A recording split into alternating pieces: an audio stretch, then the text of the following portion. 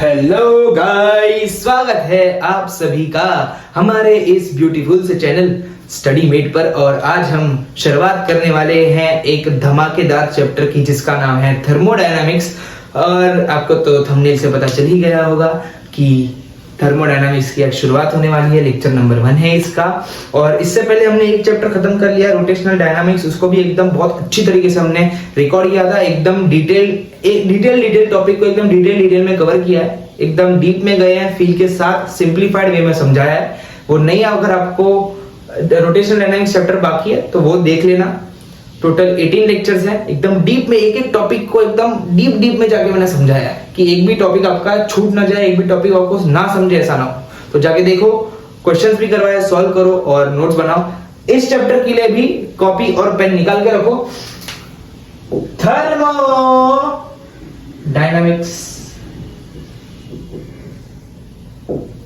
इसका एक और नाम है, थर्मोडी। बहुत लोग इसको स्टाइल में बोलते हैं। मैंने आज थर्मोडी पढ़ा, मैंने आज थर्मोडी सॉल्व किया। इसका और एक नाम है थर्मोडी। सो पहले थर्मोडायनामिक्स होता क्या है? थर्मो और डायनामिक्स। जैसे कि हर एक टीचर आपको बोलता है कि थर्मो यानी कि क्या होता है, हीट होता है। डायनामिक्स यानी कि क्या होता है, मोशन होता है। यानी कि हीट और मोशन को जोड़ा यानी कि थर्मोडायनामिक्स। हीट का मोशन, क्या हीट का मोशन यानी कि थर्मोडायनामिक्स। इस चैप्टर में आपको हीट यहां से वहां भागती हुई दिखेगी, हीट वहां गई, यहां गई, वहां गई, यहां गई, ट्रांसफर हुई, क्या हुआ आपको सब ढूंढना है। यानी कि हीट का जो मोशन है वो क्या है, थर्मोडायनामिक्स है। लेकिन इतने तक ही नहीं है, और बहुत कुछ होता है इसमें, बहुत जादू होता है, बहुत टोना होता है, बहुत जादू टोना होता है। इसमें आपको जादूगर बनना पड़ेगा, बिल्कुल मेरे जैसे। और एक बात बता दूं, मैं इस चैप्टर को सिखाने के लिए बहुत एक्साइटेड हूं, क्योंकि मेरे टाइम पे मैंने इस चैप्टर को इतनी शिद्दत से सॉल्व किया था, इतनी शिद्दत से पढ़ा था कि एचसी वर्मा के सारे सम्स मैंने एक ही दिन में कवर कर लिए थे। 13 घंटे बैठा, बीच में सिर्फ 1 घंटे का ब्रेक लिया। 13 घंटे में पूरा एचसी वर्मा का चैप्टर मैंने खत्म कर दिया। आई गेस 23 to 24 सम्स कुछ तो है, वो मैंने पूरे एक ही दिन में सॉल्व कर लिए थे। और आप टेंशन मत लो, ये जो लेक्चर्स हो रहे हैं उसमें आपका एचसी वर्मा भी कवर हो जाएगा। सारे के सारे सम्स मैं करवाने वाला हूँ, टेंशन लेने की जरूरत नहीं है। बस आप मजे ले रहिए और मजे करवाते रहिए। तो थर्मोडायनामिक्स, सब ऐसा बताते हैं कि थर्मोडायनामिक्स है thermo heat, dynamics motion, heat का मोशन, थर्मोडायनामिक्स, खत्म chapter, tata bye bye good bye. ऐसा नहीं है, इस चैप्टर में हम बहुत कुछ पढ़ने वाले हैं। चलो टॉपिक डालो,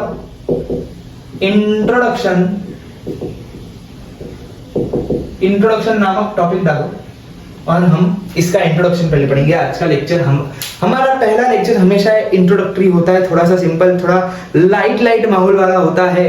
तो यहाँ पर हम आज सब इंट्रोडक्शन की बात करेंगे, थोड़ी बहुत इंपॉर्टेंट बातें भी करेंगे। तो नोटबुक और पेन निकाल लो, कॉपी और पेन निकाल लो, नोट करना स्टार्ट कर दो। तो इसमें हम पहले तो पढ़ने वाले हैं हीट और वर्क का इक्विवेलेंस। हीट और वर्क का इक्विवेलेंस यानी कि यहां पर हीट क्या काम करेगी, हीट की वजह से वर्क डन कितना है, उस पे हम ज्यादा फोकस करेंगे। आधा चैप्टर इस पे डिपेंड करेगा। हीट है वो क्या वर्क डन करेगी, हमें वो ढूंढना है। अब इसके भी अलग अलग प्रोसेस होते हैं, तो इसके प्रोसेसेस के बारे में पढ़ेंगे, थर्मल एनर्जी के बारे में पढ़ेंगे, इंजन के बारे में पढ़ेंगे, कार्नोट इंजन वगैरह, है ना। ये सब हम लोग पढ़ने वाले हैं इस चैप्टर में। हीट का वर्क डन, कितने प्रोसेस में हीट ट्रांसफर होगी, थर्मल एनर्जी और इंजन, ये सारे टॉपिक हम पढ़ने वाले हैं। समझ गए, ये सारे टॉपिक हम पढ़ने वाले हैं। अब मैं पहले बता दूं कि हीट क्या होता है, क्यों होता है, कैसे होता है, कहां से आता है, ये सब मैं पहले बता दूं। नॉर्मल सी चीज है हीट, है ना, नॉर्मल सी चीज है हीट। हीट को हम डिनोट करते हैं, डोनेट नहीं करते, डिनोट करते हैं Q से। चार्ज और हीट में कंफ्यूज मत हो जाना, इलेक्ट्रोस्टैटिक्स में चार्ज को भी Q से डिनोट करते हैं, लेकिन यहाँ पर थर्मोडायनामिक्स में भी हीट को हम लोग Q से डिनोट करते हैं। तो चलो अब पहले तो देखते हैं थर्मोडायनामिक्स है क्या, इसकी प्रॉपर्टीज क्या है, हम इसमें क्या क्या चीजें करने वाले हैं। चलो पहले तो मैं इसको आपको बताऊंगा, थोड़ी सी अलग वे में बताऊंगा, कि अभी तक हमने जो कुछ भी किया, 11th में जो कुछ भी पढ़ा, वो सब हम सारे टॉर्क लगाते थे, फोर्स लगाते थे, कोई भी ऑब्जेक्ट पे ये लगाया वो लगाया। यहाँ पर जो भी एक्सपेरिमेंट होगा वो कार, बाद में पुली, बाद में लिफ्ट वगैरह, बाद में रॉड, डिस्क, इन सब में नहीं होने वाला है। यहाँ पर जो भी एक्सपेरिमेंट होगा वो सब हीट पे होगा, है ना, वो सब हीट पे होगा। हीट का प्रेशर क्या है, हीट का वॉल्यूम क्या है, हीट का टेम्परेचर क्या है, उसका मास क्या है, उसके मोल्स कितने हैं, मोल्स तो पता है ना, केमिस्ट्री में थोड़ा बहुत पढ़ा होगा। तो इन सब चीजों के बारे में यहाँ डिस्कशन ज्यादा होने वाला है, समझ गए, इन सब चीजों के बारे में यहाँ पर डिस्कशन ज्यादा होने वाला है। तो यहाँ पर हम लोग इक्विलिब्रियम के बारे में ही पढ़ेंगे, थर्मल इक्विलिब्रियम, ये भी जरा लिख दो, थर्मल एनर्जी एंड इक्विलिब्रियम, है ना, ये सब चीजें आज हम पढ़ने वाले हैं। हीट की ट्रांसफर क्या होगी वो भी पढ़ेंगे। तो पहले तो मैं एक चीज बता दूं कि थर्मोडायनामिक्स की बेसिक प्रॉपर्टी बता दूं। थर्मोडायनामिक्स की बेसिक प्रॉपर्टी क्या है? पहले तो ये मैक्रोस्कोपिक है। मैक्रोस्कोपिक यानी कि सब हम ऊपर ऊपर से देखेंगे। दो चीजें होती हैं, एक तो होती है मैक्रोस्कोपिक और एक होती है माइक्रोस्कोपिक।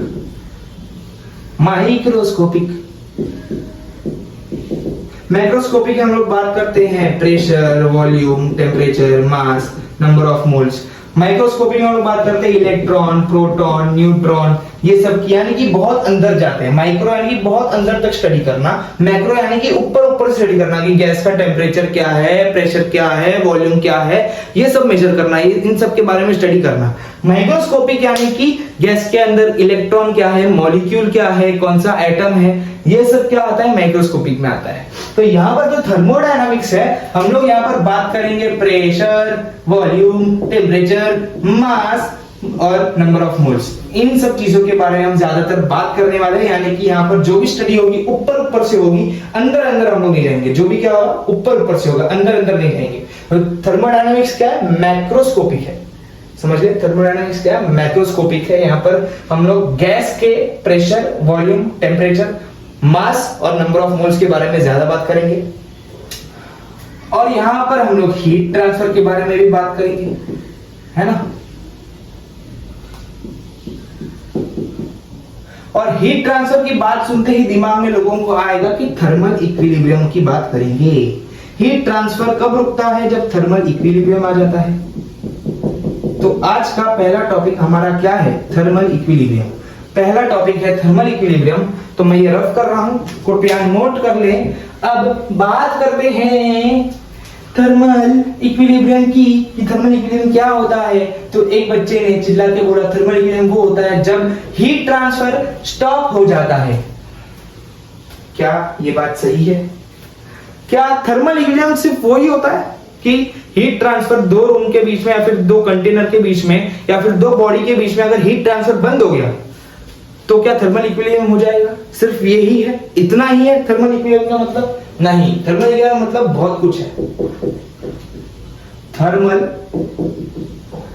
इक्विलिब्रियम,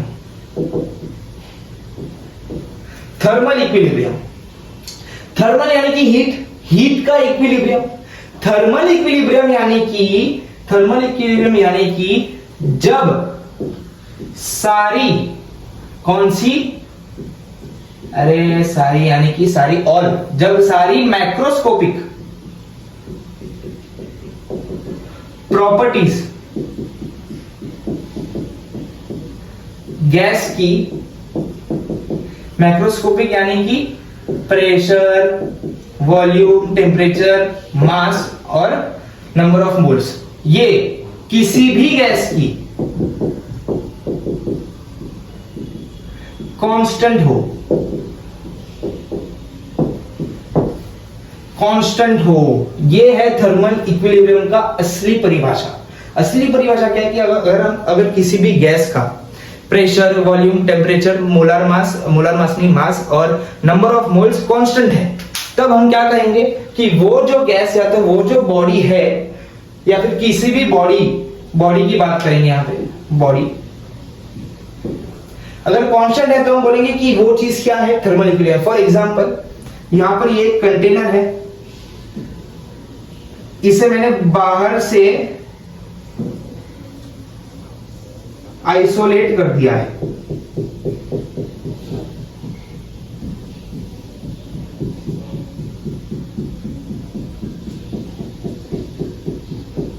ये क्या है? ये वॉल है, ये सरफेस, ये कवरिंग क्या है? ये कंटेनर है, इसके अंदर गैस है, लेकिन इस कंटेनर के आजू बाजू ये लाइनिंग क्या है? इसे हम कहेंगे एडियाबैटिक वॉल, यानी कि इसके अंदर बाहर हीट एक्सचेंज नहीं होगी, इसके अंदर की हीट बाहर नहीं जाएगी, बाहर की हीट अंदर नहीं जाएगी। इसे हम क्या कहते हैं? Adiabatic wall. यानी कि फॉर एग्जांपल ये कंटेनर ए है, इसका प्रेशर हम कहेंगे कि प्रेशर पी है, वॉल्यूम वी ए है, टेम्परेचर टी ए है, मास एम ए है और number of moles N A है। तो सिंस ये एक एडियाबैटिक वॉल से कवर्ड है, तो इसके अंदर हीट एक्सचेंज तो होगा ही नहीं, यानी कि इसका प्रेशर, वॉल्यूम वगैरह वो सब कुछ चेंज होने ही नहीं वाला। यानी कि मैं ये कह सकता हूं, क्योंकि ये एडियाबैटिक वॉल से कवर्ड है, ये अनंत काल तक, इनफाइनाइट टाइम तक ये किस में रहेगा? थर्मल इक्विलिब्रियम में रहेगा। ये किस में रहेगा? थर्मल इक्विलिब्रियम में। समझ गए? थर्मल इक्विलिब्रियम किसे कहते हैं? जब सारी मैक्रोस्कोपिक प्रॉपर्टीज यानी कि प्रेशर, वॉल्यूम, टेम्परेचर, मास और नंबर ऑफ मोल्स किसी भी बॉडी का कांस्टेंट हो, तब क्या कहेंगे? वो बॉडी थर्मल इक्विलिब्रियम में है। अब जो लोग बोलते हैं कि जब हीट ट्रांसफर स्टॉप हो जाए, हीट ट्रांसफर जब स्टॉप हो जाए तब थर्मल इक्विलिब्रियम आता है, बात सही है एकदम, लेकिन इनकम्प्लीट है। बात एकदम सही है लेकिन इनकम्प्लीट है, क्योंकि यहां पर अगर मैं सिर्फ एक बॉडी की बात करूं, यहां पर मैं सिर्फ एक बॉडी की बात करूं, तो इसमें मैं थोड़ी ना इसे ये सब चीजें लगा पाऊंगा। अब मैंने बोला थर्मल हीट ट्रांसफर ये दो बॉडीज के लिए होता है। यहां पर मैं बोल सकता हूं कि इस बॉडी और सराउंडिंग के बीच में हीट ट्रांसफर 0 है, लेकिन ये भी एक रीजन है, ये सबसे ज्यादा वैलिड रीजन है। अगर मल्टीपल करेक्ट ऑप्शन में आ गया, जेई एडवांस में या फिर जेई मेंस तो नहीं आया, जेई एडवांस में अगर मल्टीपल करेक्ट ऑप्शन में आ गया कि दो ऑप्शन ढूंढो, या फिर बोथ ए एंड बी करके ऑप्शन आ गया, एक ऑप्शन में ये सेंटेंस रहेगा, दूसरे ऑप्शन में होगा कि heat transfer is not scene. बोला कि थर्मल इक्विलिब्रियम कब अचीव होता है? एक ऑप्शन में ये है, एक ऑप्शन में heat transfer is not scene, और सी और डी कोई और ऑप्शन रहेगा। आप टिक करके option B heat transfer is not scene, और वो क्वेश्चन था मल्टीपल करेक्ट का, तो आपको इसे ऑप्शन ए यानी कि ये और ऑप्शन बी जहां पर heat transfer is not seen, A और बी दोनों टिक करना चाहिए था। आप सिर्फ एक बी टिक करके आए, आपका क्वेश्चन गलत हो जाएगा। आपका क्वेश्चन क्या हो जाएगा? गलत हो जाएगा। आपको इसे भी नजर में रखना होगा। ये भी एक करेक्ट सेंटेंस है। और दूसरा सेंटेंस क्या है?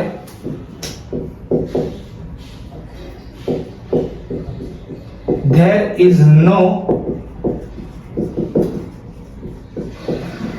Heat transfer, there is no heat transfer. अब मैं बोल सकता हूं कि there is no heat transfer, यानी कि सारी मैक्रोस्कोपिक प्रॉपर्टीज कांस्टेंट रहेंगी, बॉडी की सारी मैक्रोस्कोपिक प्रॉपर्टीज क्या रहेंगी? कांस्टेंट रहेंगी, और हीट ट्रांसफर नहीं होगी। तब मैं जाकर बोल सकता हूं कि ये बॉडी क्या है? थर्मल इक्विलिब्रियम में। फॉर एग्जांपल अगर मैं दो कंटेनर्स की बात करूं, एक कंटेनर है ए और इसी के साथ, इसी के बाजू में एक कंटेनर है बी, और इसको मैंने दोनों को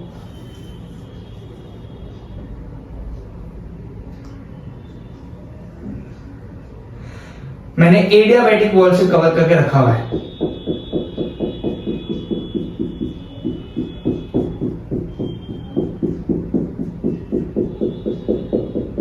उड़ी बाबा हो गया। चलो, अब इस कंटेनर ए का प्रेशर होगा पी ए, वॉल्यूम होगा वी ए, टेम्परेचर होगा टी ए, इसका होगा P B, B B, T B.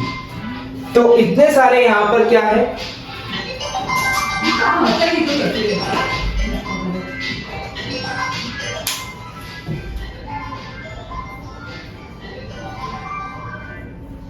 तो यहां पर इसका कंटेनर बी का खुद का पीबी, बीबी और टीबी होगा, और दोनों कंटेनर का प्रेशर अलग है, वॉल्यूम अलग है, टेम्परेचर अलग है, लेकिन फिर भी ये क्या है? थर्मल इक्विलिब्रियम में है, क्योंकि ये क्या है? एडियाबैटिक वॉल से कवर्ड है। यानी कि यहां पर एडियाबैटिक वॉल से कवर्ड है, यानी कि there will be no heat transfer, है कि नहीं? यानी कि ये थर्मल इक्विलिब्रियम में है। ये क्या है, यहां पर भी पूरा एडियाबैटिक वॉल है, यहां पर भी एडियाबैटिक वॉल है, तो यानी इन दोनों के बीच में हीट ट्रांसफर तो होने ही नहीं वाला। यानी कि ये क्या है, नो हीट ट्रांसफर, यानी कि क्या, थर्मल इक्विलिब्रियम। अब कुछ लोग होते हैं जो अधूरा अधूरा पढ़ते हैं और बोलते हैं उनके लिए कुछ लोगों के लिए थर्मल इक्विलिब्रियम होता है कि दो बॉडीज का जब टेम्परेचर सेम हो जाए तब थर्मल इक्विलिब्रियम होता है। ये गलत है। यहां पर दोनों बॉडीज का टेम्परेचर अलग है, वॉल्यूम अलग है, प्रेशर अलग है, लेकिन फिर भी ये क्या है, थर्मल इक्विलिब्रियम में, क्योंकि इन दोनों के बीच में क्या है, हीट ट्रांसफर तो है ही नहीं, और इसका जितना प्रेशर है, टेम्परेचर है, वॉल्यूम है, कांस्टेंट रहेगा, इसका भी प्रेशर, वॉल्यूम, टेम्परेचर कांस्टेंट रहेगा, यानी कि ये और ये दोनों सेंटेंस सेटिस्फाई हो रहे हैं, यानी कि ये थर्मल इक्विलिब्रियम में है। लेकिन कुछ लोग बोलते हैं कि जब दोनों बॉडीज का टेम्परेचर सेम होगा, यानी कि हीट ट्रांसफर होने के बाद जब दोनों बॉडी का टेम्परेचर सेम होगा तब जाके थर्मल इक्विलिब्रियम आएगा। ये सेंटेंस गलत है, ये हमेशा ट्रू नहीं होता, नॉट ऑलवेज ट्रू कि दोनों बॉडी का टेम्परेचर, दोनों कंटेनर का टेम्परेचर सेम हो। ऑलवेज ट्रू क्या है कि हीट ट्रांसफर ना होना और मैक्रोस्कोपिक प्रॉपर्टीज का कांस्टेंट होना, ये 100% ट्रू है। समझिए, क्योंकि यहां पर देखो इसका TA, यहां पर TA is not equal to TB, लेकिन फिर भी थर्मल इक्विलिब्रियम में है। यहां पर दोनों बॉडीज का टेम्परेचर सेम नहीं है, लेकिन फिर भी ये थर्मल इक्विलिब्रियम में है। समझ गए? इसे कहते हैं थर्मल इक्विलिब्रियम। अगर मैं इसे मैकेनिकल एनर्जी की बात वरना रहे तो उसको उसमें नहीं करना, यहां पर यहां तक भी ठीक है, तो इसे हम क्या कहेंगे, थर्मल इक्विलिब्रियम। जरूरी नहीं है कि टेम्परेचर, वॉल्यूम दोनों बॉडीज का सेम हो, अलग अलग भी हो सकता है। मेन दो चीजों का ध्यान रखना है कि नो हीट ट्रांसफर और मैक्रोस्कोपिक प्रॉपर्टीज, यानी कि ऊपर ऊपर से जो प्रॉपर्टीज होती हैं, प्रेशर, वॉल्यूम, टेम्परेचर, मास और मोल्स सेम हो, तब जाके हम थर्मल इक्विलिब्रियम नाम का जो ये इक्विलिब्रियम है हम अचीव कर सकते हैं। अब हम बात करेंगे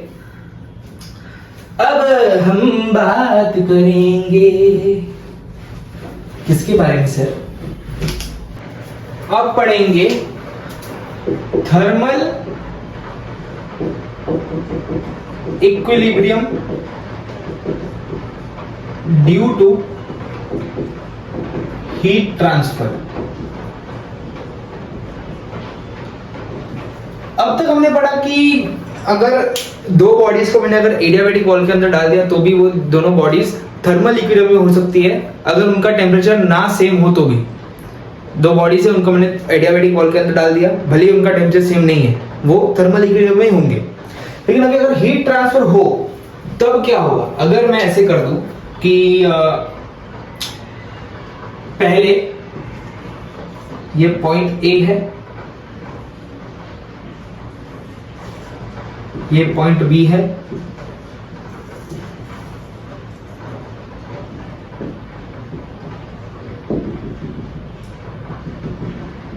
ये है कंडक्टिंग वॉल, यानी कि डायथर्मिक वॉल, यानी कि यहां पर क्या होगा, हीट एक्सचेंज होगा। और बाहर की तरफ है एडियाबैटिक वॉल, जिससे कि सराउंडिंग के और इनके बीच में कुछ इंटरेक्शन ना हो। ये क्या है? Adiabatic wall. यहां पर हीट एक्सचेंज नहीं होगा। तो जब इनिशियली इसका प्रेशर होगा PA, VA और TA, यहां पर PB, VB और TB बराबर इनिशियली। बाद में क्या होगा कि इनके बीच में हीट एक्सचेंज होगा, हीट ट्रांसफर होगी, यानी कि अगर अब मैं यहां पर आपको हीट की फील दूंगा कि हीट होता क्या है, हीट की फील दूंगा कि हीट होता क्या है। अब फॉर एग्जांपल इसका टेम्परेचर ज्यादा है, इस बॉडी का A का टेम्परेचर हाई है, A का टेम्परेचर हाई है। अगर A का टेम्परेचर हाई है तो इसके अंदर एनर्जी भी ज्यादा है। अब टेम्परेचर क्या होता है? टेम्परेचर यानी कि एनर्जी, टेम्परेचर ज्यादा यानी कि एनर्जी ज्यादा। अब A का टेम्परेचर ज्यादा है, यानी कि इसके अंदर जो गैस है उनके बीच में काइनेटिक एनर्जी ज्यादा है ना। फॉर एग्जांपल यहां पर एक मॉलिक्यूल पड़ा हुआ है, वो हाईएस्ट एनर्जी पे है, यानी कि बहुत ज्यादा हाई एनर्जी है, इसलिए वाइब्रेट करेगा। है ना, ये वाइब्रेट करेगा। यहाँ पर एक दूसरा मॉलिक्यूल है, वो उसको भी वाइब्रेट करवाएगा, यानी कि ये दोनों एक दूसरे टकराएंगे, वाइब्रेट करेंगे। और बी का टेम्परेचर कंपैरेटिवली लो है ए से, तो यहाँ पर इतना वाइब्रेशन नहीं होगा, ये एकदम धीरे धीरे वाइब्रेट करेंगे। ये एकदम फास्ट वाइब्रेट करेंगे, एकदम धीरे धीरे वाइब्रेट करेंगे। ये वाइब्रेट करते करते कंडक्टिंग वॉल के पार जाएंगे, वाइब्रेट करते करते कंडक्टिंग वॉल के पार जाएंगे और इस वाले मॉलिक्यूल को ढकेलेंगे और इन दोनों के बीच में होगी एनर्जी ट्रांसफर, एनर्जी शिफ्ट होगी, और जो एनर्जी ट्रांसफर होगी हम उसे हीट बोलते हैं। वापस बताओ, ए का टेम्परेचर बहुत ज्यादा है तो इसमें जो मॉलिक्यूल्स है बहुत जोर से फड़फड़ाएंगे, यानी कि वाइब्रेट करेंगे, जुम जुम जुम जुम जुम जुम, बहुत धड़ एकदम जोरदार वाइब्रेट करेंगे। तो वाइब्रेट करते करते कंडक्टिंग वॉल के उस पर जाके यहां पर जो मॉलिक्यूल्स जो इतनी जोर से वाइब्रेट नहीं कर रहे हो कि बी का टेम्परेचर लो है, बी का टेम्परेचर लो है, टेम्परेचर लो यानी एनर्जी लो। अब बी की एनर्जी लो है तो इसके मॉलिक्यूल्स स्लो वाइब्रेट कर रहे हैं, यानी कि ऐसे गए और यहाँ पर धड़ फास्ट, यहाँ पर स्लो फास्ट स्लो। तो फास्ट वाइब्रेट करते करते ये गए डायथर्मिक कॉइल के पार पे चले गए, बी के अंदर जाके इनके मॉलिक्यूल्स को धक्का मारा, टकराए। धक्का यानी कि कोलिजन की वजह से एनर्जी का ट्रांसफर हुआ और उस एनर्जी की वजह से अब ये मॉलिक्यूल्स भी एकदम फास्ट वाइब्रेट कर रहे हैं। सेम यहां पर भी होगा, ये भी ट्रांसफर होगा। ट्रांसफर होते होते ये जो एनर्जी ट्रांसफर है हम उसे हीट ट्रांसफर बोलते हैं, यानी कि इस एनर्जी को हीट बोलते हैं। लोग बोलते हैं heat is a form of energy, heat is a way of transfer of energy. Heat is a form of energy, heat energy नहीं है। हीट एनर्जी हम बोल भी सकते हैं, लेकिन सही तरीका बोलने का ये होगा कि heat is a way to transfer of energy, यानी कि यहां पर जो दो मॉलिक्यूल्स एकदम जोर से यहां पर वाइब्रेट कर रहे थे, वाइब्रेशन की वजह से वो डायथर्मिक वॉल के उस पार चले गए और यहां के मॉलिक्यूल्स को और वाइब्रेट करवाने लगे, जिससे कि इसका टेम्परेचर ज्यादा। अभी वाइब्रेशन ज्यादा करेंगे तो एनर्जी बढ़ेगी। यहां पर पहले वाइब्रेशन स्लो था, यानी कि एनर्जी कम थी। यहां पर फास्ट वाइब्रेशन की वजह से वहां पर कोलिजन हुआ, कोलिजन होने की वजह से एनर्जी ट्रांसफर हुआ, एनर्जी ट्रांसफर की वजह से यहां पर वाइब्रेशन बढ़ा, यानी कि इसकी एनर्जी बढ़ी, यानी कि इसका भी टेम्परेचर जो लो था वो हाई हो गया, यानी कि यहां से यहां एनर्जी ट्रांसफर हुई, यानी कि हीट ट्रांसफर हुई। This is called heat. Heat is the way of transfer of energy. तो अब यहां पर हीट ट्रांसफर हुई और थोड़ी देर के बाद क्या होगा कि यहां पर है ए, यहां पर है बी और ये वापस डायथर्मिक है और ये क्या है, एडियाबैटिक।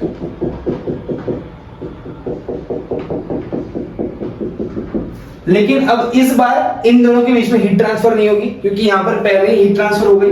तो यहां पर पी ए बन गया पी ए डैश, बी ए बन गया बी ए डैश और टी ए बन गया टी ए डैश। यहां पर पी बी बन गया P B dash, V B बन गया वी बी डैश और टी बी बन गया टी बी डैश। और इस बार इन दोनों का टेम्परेचर सेम है।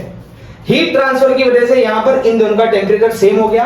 अब मैं कह सकता, अब यहां पर बीच में डायथर्मिक वॉल होने के बावजूद भी इन दोनों के बीच में हीट ट्रांसफर नहीं हुआ, क्योंकि पहले हीट ट्रांसफर हो चुका है और दोनों का टेम्परेचर सेम हो चुका है, इसलिए यहां पर अभी कुछ एक्सचेंज नहीं होगा। इसलिए मैं कह सकता हूं कि यहां पर A and B are in thermal equilibrium. समझ गए? समझ आया ये? मैंने सारे पार्ट्स कवर किए कि थर्मल इक्विलिब्रियम कब होगा कब नहीं होगा। तीन कंडीशंस बताई मैंने। पहली कंडीशंस क्या थी कि सारे मैक्रोस्कोपिक प्रॉपर्टीज यानी कि पी वी टी एम और एन ये कांस्टेंट रहे। दूसरी कंडीशन क्या थी कि नो हीट ट्रांसफर। ये कब होगा बता दिया, ये कब होगा बता दिया और ये भी कब होगा ये भी बता दिया। मैंने तीनों कंडीशंस आपको अच्छे से समझा दी कि थर्मल इक्विलिब्रियम कब कब हो सकता है, कब कब नहीं हो सकता। अगर आपने ये डिटेल में पढ़ लिया तब जाके आपके क्वेश्चन लेंगे, वरना नहीं लेंगे। समझ गए? यहाँ पर एनर्जी ट्रांसफर होगी यानी कि हीट ट्रांसफर होगी। हीट ट्रांसफर की वजह से यहाँ पर टेम्परेचर बहुत ज्यादा था, यहाँ पर टेम्परेचर बहुत कम था।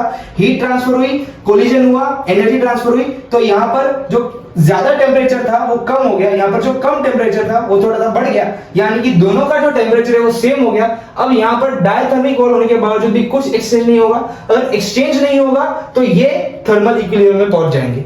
और तीन तीन condition, PVTMN constant, no heat transfer और थर्मल इक्विलिब्रियम, ऐसे हम पा सकते हैं। समझ गए? तीन तीन कंडीशन है। अब पढ़ेंगे हमारा छोटू सा प्यारा सा नन्ना सा मुन्ना सा zeroth law of thermodynamics. Note कर लीजिए इसे, जीरोथ लॉ ऑफ थर्मोडायनामिक्स। कौन सा लॉ?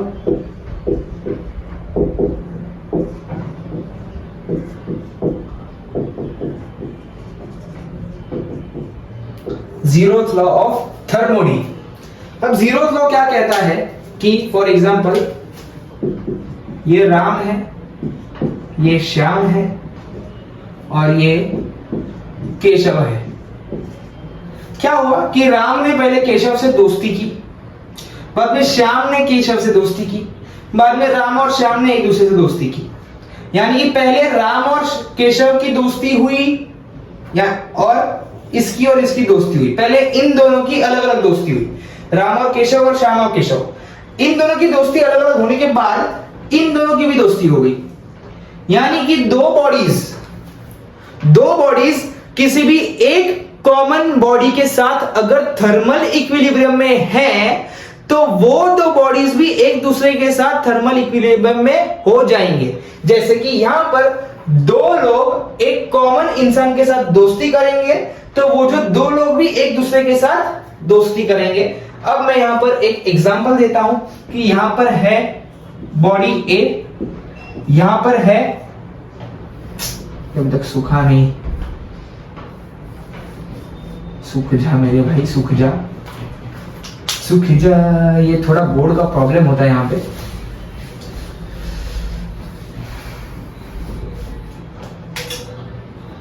तो यहां पर है बॉडी ए और यहां पर है बॉडी बी और इन्हें मैंने भर रखा है एडियाबैटिक वॉल से। एडियाबैटिक वॉल से है ये लोग और ऊपर है बॉडी सी और इन्हें मैंने भर रखा है डायथर्मिक से। समझ लो पहले क्या किया मैंने। टोटल यहां पे इस सिस्टम में तीन बॉडीज है, ए बी एंड सी, तीन बॉडीज है। ए और बी एक दूसरे के साथ एडियाबैटिक वॉल से कनेक्टेड है, यानी कि नो हीट ट्रांसफर। और ए बी दोनों सी से, ए और बी सी से डायथर्मिक वॉल से कनेक्टेड है।